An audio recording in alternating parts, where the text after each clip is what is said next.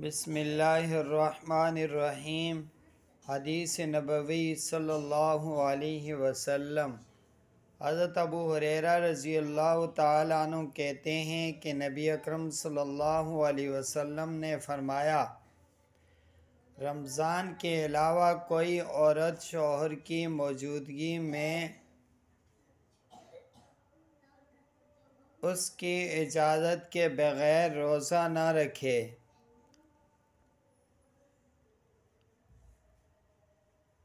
سنن دارمی صفحہ نمبر 1761۔ روزوں کے مسائل۔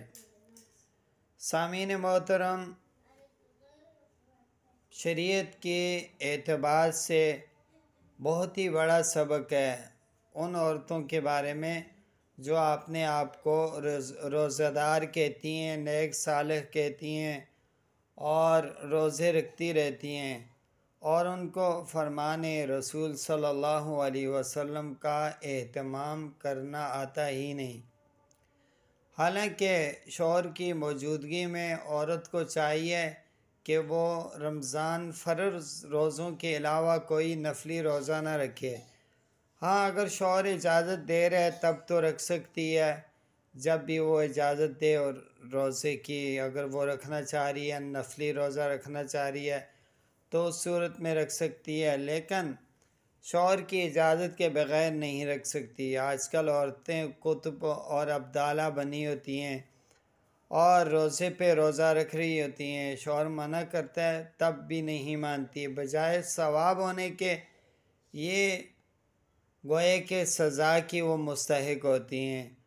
تو اہتمام کرنا چاہیے، کیونکہ جو اللہ اور اس کے رسول فرماتے ہیں وہ حق اور سچ ہے، اور اپنی طرف سے ہم دیندار بنیں، اپنی طرف سے عبادات کریں اور اپنی طرف سے دین میں اضافہ کریں، بجائے ہمارے اعمال بننے کے، ہماری آخرت بننے کے، بلکہ الٹا ہمارے لیے سزا کا باعث بن جائے گا۔